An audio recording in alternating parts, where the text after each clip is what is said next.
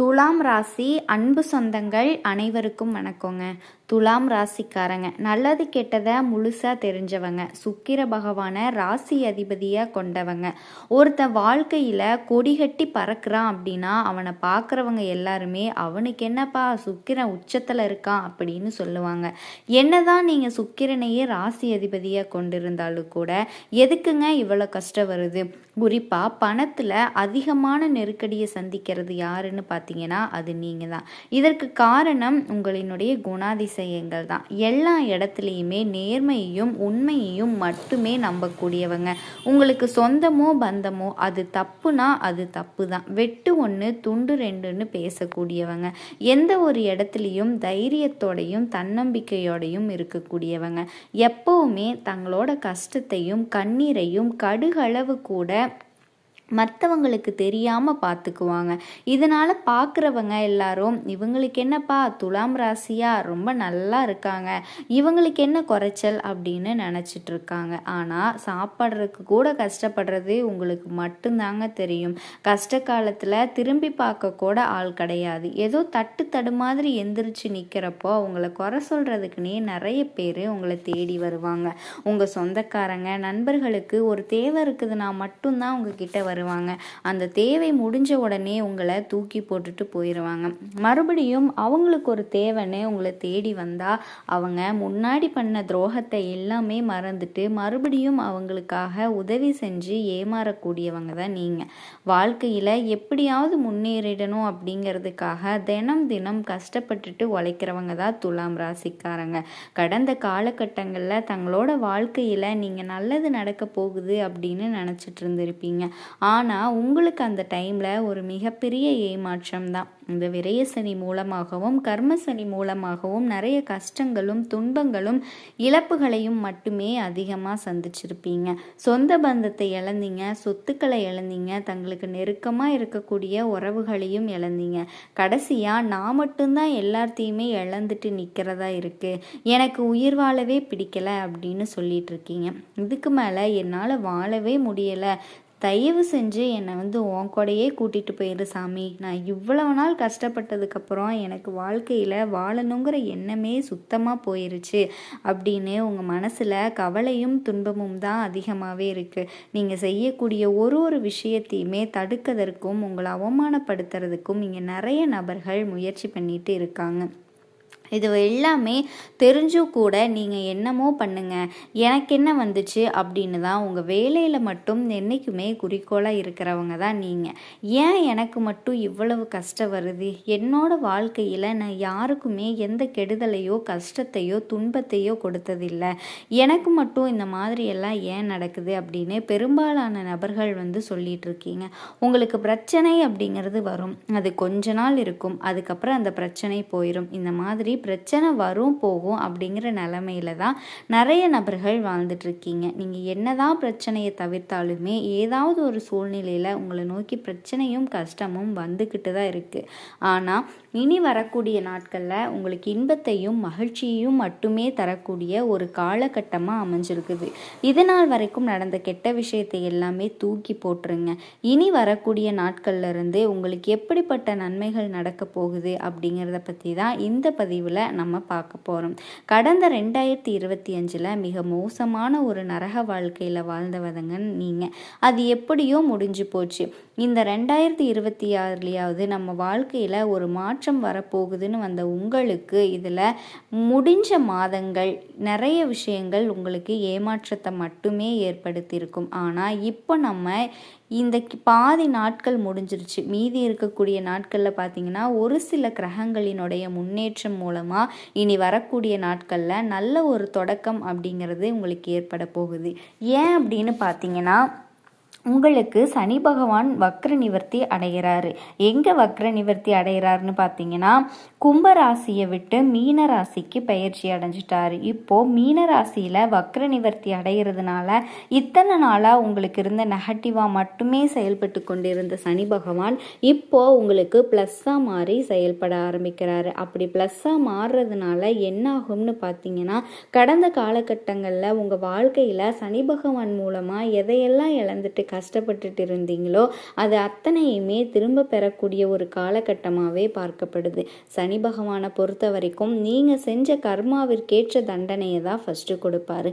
அதுக்கப்புறம் உங்கள் வாழ்க்கையில் நல்ல ஒரு முன்னேற்றத்திற்கு அவரே வழிவகை செஞ்சிருவார்.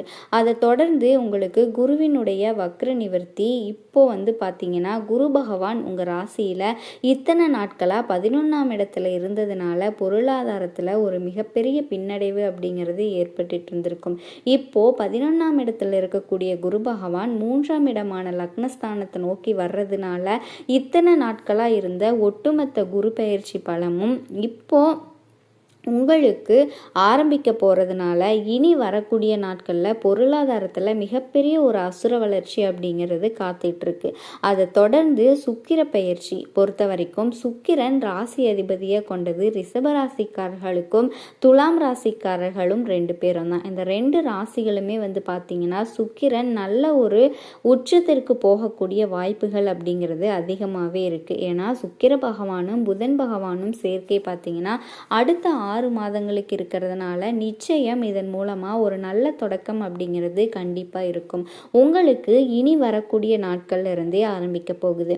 அடுத்ததாக பார்த்தீங்க அப்படின்னா 5 வருட கிரகங்களினுடைய சேர்க்கை. இந்த 5 வருட கிரகங்களினுடைய சேர்க்கை அப்படிங்கிறது கிட்டத்தட்ட ஒரு ராஜயோகத்திற்கு இணையான நாட்களாகவே பார்க்கப்படுது. நிச்சயம் உங்களுக்கு பார்த்தீங்கன்னா நல்ல ஒரு ஆரம்பம் அப்படிங்கிறது ஆரம்பிக்க போகுது. கடந்த காலகட்டங்களில் நல்ல ஒரு வேலை அப்படிங்கிறது கிடைச்சிருக்காது. ஏதோ கிடைக்கிற வேலைக்கு கிடைக்கிற சம்பளத்துக்கு பிடிக்காத ஒரு வேலையை குடும்ப கஷ்டத்திற்காக வேற வழியே இல்லாமல் செஞ்சுட்டு இருந்திருப்பீங்க.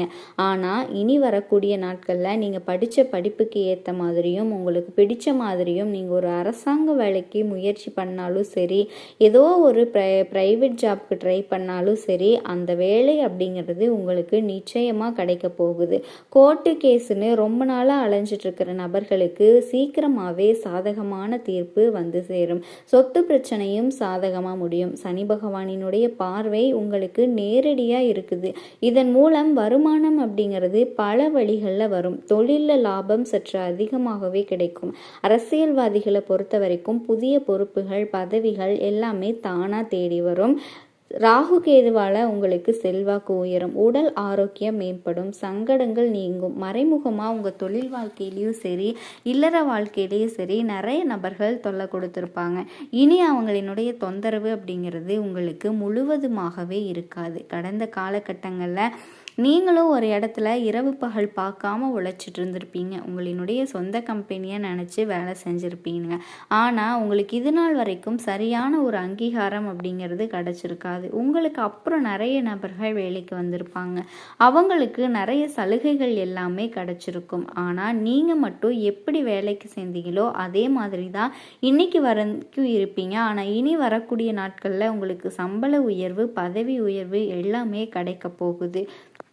2வது திருமணம் பண்ணணும் அப்படின்னு நினைக்கிறவங்களுக்கு 2வது திருமணத்திற்கான வாய்ப்பு இருக்குது. குழந்தை பாக்கியம் இல்லாத நபர்களுக்கு இப்போ வரக்கூடிய காலகட்டத்தில் குழந்தை பாக்கியம் அப்படிங்கிறது கிடைக்க போகுது. பொருளாதார சூழ்நிலையும் இப்படி இருக்கக்கூடிய காலகட்டத்தை வச்சு பார்க்கும்போது எந்த ஒரு விஷயத்திலையும் உங்களுக்கு ரொம்பவே நல்ல விஷயங்களாக இருக்கிறதுக்கு நிறைய வாய்ப்புகள் இருக்குது. சீக்கிரமாக குழந்தை பாக்கியத்துக்காக ஏங்கிய துலாம் ராசிக்காரர்களுக்கு எங்களுக்கு கல்யாணம் ஆகி 3 வருஷம் ஆகுது, 5 வருஷம் ஆகுது, 8 வருஷம் ஆகுது, நாங்கள் போகாத ஹாஸ்பிட்டல் இல்லை, பார்க்காத ட்ரீட்மெண்ட் இல்லை, போகாத கோவில் இல்லை, எங்களுக்கு குழந்தை பாக்கியமே இல்லை அப்படின்னு நிறைய பேர் இதைத்தான் சொல்கிறீங்க. கண்டிப்பாக வரக்கூடிய 6 மாதங்கள் விரைவிலேயே உங்களுக்கு எல்லா பிரச்சனைகளும் நிவர்த்தி அடைஞ்சு குழந்தை பாக்கியம் அப்படிங்கிறது கண்டிப்பாக உதவுங்க. காதலிப்பவர்களுக்கு 2026 நிச்சயமா இந்த காதல் வெற்றியை கொடுக்கும். அடுத்த கட்டமாக திருமணத்தில் போய் முடியக்கூடிய வாய்ப்புகளும் உங்களுக்கு இனி அமையுது. கடினமான காரியத்தையும் சுலபமாக செஞ்சு முடிப்பீங்க. எளிமையான பேச்சு திறமையால் நீங்கள் எல்லாரையும் கவர்ந்து இழுப்பீங்க. சமூகத்தில் உங்கள் பெயருக்கு புகழும் அங்கீகாரமும் கிடைக்கக்கூடிய காலகட்டமாக இப்போ உங்களுக்கு துலாம் ராசி அன்பு சொந்தங்கள் அனைவருக்கும் வணக்கங்க.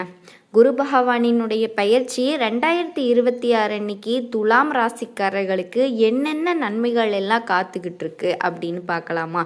துலாம் ராசிக்காரர்களுக்கு குரு பகவானினுடைய பெயர்ச்சி மேலே பெரிய ஒரு ஈர்ப்பு இருக்குமா அப்படின்னு கேட்டால் இருக்காது. காரணம் என்னன்னு கேட்டிங்கன்னா, ராசியாதிபதி சுக்கிர பகவானாக வர்றாரு. ராசிக்கு சுக்கிரனுக்கு எதிர்கிரகமாக குரு வர்றாரு. ஆனால் இவங்களினுடைய ஜாதக அமைப்பு லக்னத்திற்கு குரு சுபக்கிரகமாக இருக்கிறாரு அப்படின்னு வச்சுக்கோங்களேன். குருனால நிறைய நன்மைகள் துலாம் ராசிக்காரர்களுக்கு கிடைக்கும். ஒரு ராசியை வச்சு மட்டும் ஒரு கிரகம் எதிர்கிரகம் அப்படின்னலாம் சொல்ல முடியாது. அந்த அடிப்படையில் துலாம் ராசிக்காரர்களுக்கு இந்த வருஷம் 2026 வருடத்தில் ஜூன் மாதம் 1ஆம் தேதி நள்ளிரவு 1:50 திங்கட்கிழமை வைகாசி மாதம் 18ஆம் தேதி குரு பகவான் மிதுனத்தில் இருந்து கடகராசிக்கு வர்றாரு. கடகராசிக்கு குரு வராத ஒரு விசேஷம் அப்படின்னு என்ன சொல்கிறோம் அப்படின்னா, அது அவரினுடைய உச்ச வீடு. அப்போது உச்சம் பெற போகிறாரு குரு பகவான். அதில் சில மாதங்கள் அக்டோபர் ஒரு 31க்கு மேலே அதிசாரமாக சிம்மத்துக்கு போயிட்டு திருப்பி 24 ஜனவரியில் கடகத்திற்கு ஒரு 3 மாதம் அதிசாரமாக போனாலும் கூட உங்களுக்கு ஏறக்குரிய இந்த சைடு ஒரு 3 அந்த சைடு ஒரு 6ங்கிற ஒரு 9 மாதங்கள் உச்ச குருவினுடைய பலனை துலாம் ராசிக்காரர்கள் சந்திக்கக்கூடிய அமைப்புகள் இருக்குது. ஆக துலாம் ராசி 10ஆம் இடத்துல குரு உட்கார்றாரு. இங்க ஜோதிடப்படி என்ன சொல்லுவாங்க அப்படின்னா, 10ல் குரு இருந்தா பதவிகள் இது எல்லாமே பறிபோகும் அப்படின்னா அது எல்லா அமைப்புகளையும் ஒத்து வர்றது கிடையாது. உச்ச வீடுகளில் இருக்கும்போது சில நன்மையான பலன்கள் ஜாதகருக்கு கிடைக்கும். அப்படின்னா இருக்கிற வேலை, இருக்கிற தொழில், இருக்கிற பொசிஷன் மாதிரி அது ஒரு நல்ல உயர்வாக கூட துலாம் ராசிக்காரர்களுக்கு கிடைப்பதற்கான வாய்ப்புகள் அதிகம். அப்போது துலாம் ராசிக்காரர்களுக்கு அந்த 10ஆம் இடத்துல தொழில் ஸ்தானத்தில் இருக்கிற குருவை அப்படியே பக்கத்தில் இருக்கிற அப்படின்னு எடுத்துக்க முடியாது. பார்வையில் நிறைய நன்மைகள் இருக்குது. பொதுவாக குரு பயிற்சியை நம்ம எதுக்கு பார்க்குறோம் அப்படின்னா, ஜோதிட பாவகத்தில் 12 பாவகளுக்குமே ஒன்றுக்கு ருணரோகமாக இருக்கும், பாக்கியமாக இருக்கும், ஒன்று பூர்வ புண்ணியமாக இருக்கும், ஒன்று குழந்தையாக இருக்கும். உங்கள் வாழ்க்கையினுடைய எந்த அங்கங்களை நீங்கள் பார்க்கணும் அப்படின்னாலே 12 கட்டத்துக்குள்ளே பார்த்துடலாம். ஆக எந்த பாதகத்தை குரு பார்க்குறாரோ, சுய ஜாதகத்தில் ஒரு பிரச்சனை இருக்குது, அந்த இடத்த குரு பார்க்குறாருன்னு சொன்னால் நிவர்த்தி இருக்குது. அந்த இடத்துக்கு அந்த குரு பார்வை படக்கூடிய காலகட்டங்களில் செய்யக்கூடிய இறை வழிபாடுகள் துலாம் ராசிக்காரர்களுக்கு நிச்சயமாக வெற்றியை கொடுக்கும். துலத்துக்கு குரு 3, 6 குடையவனாக இருந்தாலுமே கூட குரு பார்வையினால் இது வேணும் அப்படிங்கிற ராசி, வேணாத ராசின்னு குரு எப்பவுமே பார்க்கறது கிடையாது. குருவிற்கு எல்லாமே பார்வை பலனா நன்மைகள் தான் இருக்குது. அந்த அடிப்படையில் குரு பார்க்குற இடமெல்லாம் துலாம் ராசிக்கு வரப்பிரசாதம் அப்படின்னு சொல்லலாம். அப்படி துலாம் ராசிக்காரர்களுக்கு குரு பகவான் என்னென்ன பார்வை பார்க்குறாரு அப்படின்னா, துலாம் ராசிக்கு அந்த ராசி அப்படின்னு சொல்லக்கூடிய இடத்திற்கு 2ஆம் இடம் தனஸ்தானம் இல்லையா, அது விருச்சிகமாக வரும். 2ஆம் இடம் அந்த இடத்துல கடகத்தில் இருக்கக்கூடிய உச்ச குரு பார்ப்பாரு. அப்போது துலாத்திற்கு 6 குடையவன் 10ல் உட்காந்து 2ஆம் இடத்தை பார்க்குறாரு. தொழிலுக்காக ஒரு கடன் படுறீங்க அல்லது தொழிலுக்காக படக்கூடிய கடனை மேற்கொண்டு இன்னும் கொஞ்சம் லோன், ஏற்கனவே வாங்கியிருந்த லோனை இன்னும் அதிகப்படுத்துறீங்க. இதுக்கு முன்னாடி அந்த மாதிரி கடன்பட்ட பணங்கள் விரயம் ஏற்பட்டிருக்கலாம், சரியானபடி தொழிலுக்கு பயன்படாமல் போயிருக்கலாம். ஆனால் இந்த காலகட்டங்களில் முழுசாக அது தொழிலுக்கு பயன்பட்டு அந்த ஜாதகர் அந்த லக்னத்தோட அடிப்படையில் சுயதசா பலன்களும் நல்லா இருக்கும் பட்சத்தில் அந்த கடன் விருத்தி ஆகாமல் அதிகமாக எல்லாமே குறைஞ்சி நல்ல ஒரு லெவலுக்கு வரக்கூடிய அமைப்பை இந்த காலகட்டத்தில் பார்க்கலாம். வாக்குஸ்தானத்தை குரு பார்க்குறாருன்னு சொல்கிறாங்க. கொடுத்த வாக்குறுதிகளை காப்பாற்றி தர்றது. ஒருத்தர்கிட்ட சொல்லியிருப்பாங்க, இல்லை ஒருத்தர் இந்த விஷயத்தை செய்யறேன், பண விஷயம் இது பாதியிலேயே நின்றுட்டுருக்கோம், ஒரு இடமோ பொருளோ விற்றுட்டு பாதி அட்வான்ஸ் வாங்கியிருப்பாங்க, பாதி முடியாமல் இருக்கும். ஏதோ ஒரு விதத்தில் பாதி பணம் அப்படிங்கிற தொய்வு எனக்கு வர வேண்டியது, அது தொழில் ரீதியாக வர வேண்டியது அல்லது வேலை பார்த்த இடத்துல வர வேண்டியது, இது எல்லாமே குரு பார்வையினால் இவங்களுக்கு 2ஆம் இடத்துல கிடைக்கும். படிக்கிற குழந்தைகளுக்கு வாக்குஸ்தானத்தை குரு பார்க்கறதுனால அவங்க படிப்பு நல்லா அபிவிருத்தி ஆகக்கூடிய ஒரு சூழல் உண்டாகும். குடும்பம் ஏனோதானோ அப்படின்னு இருந்தவங்க கூட ஒரு இடத்துல சேர்ற மாதிரி, கணவன் மனைவி ஒரு இடத்துல இருந்தாங்க, கணவன் ஒரு இடத்துல இருந்தாங்க, மனைவி ஒரு இடத்துல இருந்தாங்க, பிள்ளைகள் தனியாக பிரிஞ்சபடி இந்த மாதிரி ஒரு குழப்பங்கள் இருந்துச்சுன்னா கூட இப்போ ஒன்று சேர்ந்து இருக்கக்கூடிய ஒரு சூழலை குடும்பஸ்தானத்தை குரு பார்க்கும்போது உருவாகும் அப்படின்னு சொல்லுவாங்க. 6 10ல் கேந்திரம் மாதிரி 5வது பார்வையாக 2ஆம் இடம் அப்படிங்கிற குடும்பஸ்தானத்தை பார்க்கறது, செவ்வாயினோட வீட்டை பார்க்கறது, துலாம் ராசிக்கு 7 செவ்வாயினுடைய வீட்டை பார்க்கறது இவங்களுக்கு ரொம்பவே தனித்து விடப்பட்ட தனிமையாக இருக்கக்கூடிய குடும்ப உறவுகள் கூட ஒன்றா சேரக்கூடிய ஒரு அற்புதமான வாய்ப்பை இந்த துலாம் ராசிக்காரர்களுக்கு குரு 5வது பார்வையாக 2ஆம் இடத்தை பார்த்து உங்களுக்கு கொடுப்பாரு. பொதுவாக குடும்பம் அப்படின்னு சொன்னாலே இந்த வீடு கட்டணும், வண்டி வாகனம் வாங்கணும், இந்த அமைப்பெல்லாம் இருக்குமா அப்படிங்கிற ஒரு எதிர்பார்ப்பு இருக்கும். அந்த குரு பயிற்சியின் போது துலாம் ராசிக்காரர்களுக்கு இந்த மாதிரியான அமைப்புகள் எல்லாம் வருமா அப்படின்னு கேட்டிங்கன்னா, துலாம் ராசியை பொறுத்த வரைக்கும் 10ல் இருக்கக்கூடிய குரு பகவானினுடைய மற்றொரு நேர் சமசப்தமா பார்வை அப்படின்னு சொல்றோம். பொதுவாக குரு 5 7 9 இந்த பலன் தான் அவருக்கு. அப்போ 7வது பார்வையா துலாம் ராசிக்கு 4ஆம் இடத்தை பார்க்குறாரு. அதுதான் முக்கியமான ஒரு வீடு அப்படின்னு சொல்றோம்.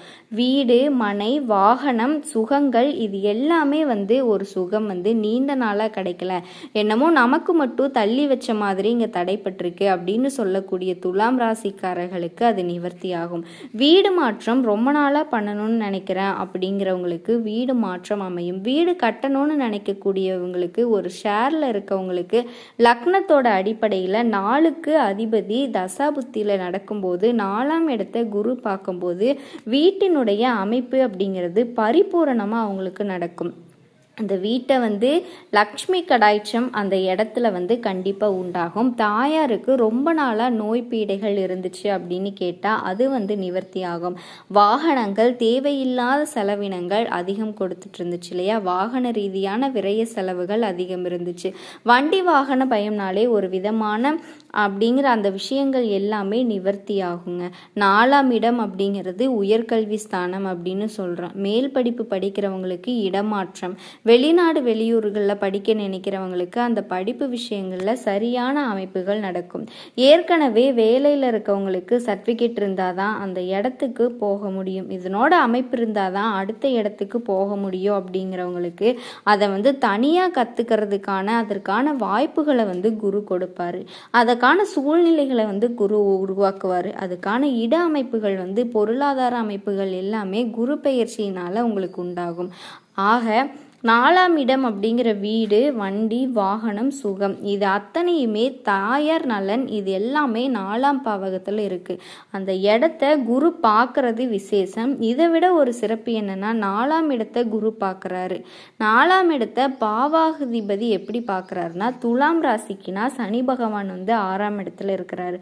பொதுவாக 6ஆம் இடத்துல துலாத்துக்கு சனி பகவான் இருக்கிறது எதிரிகள் எல்லாமே ஒளிஞ்சாங்க, எதிரிகளால் ஏற்படக்கூடிய தொந்தரவு இல்லை அப்படின்னு சொல்லக்கூடிய இடம்.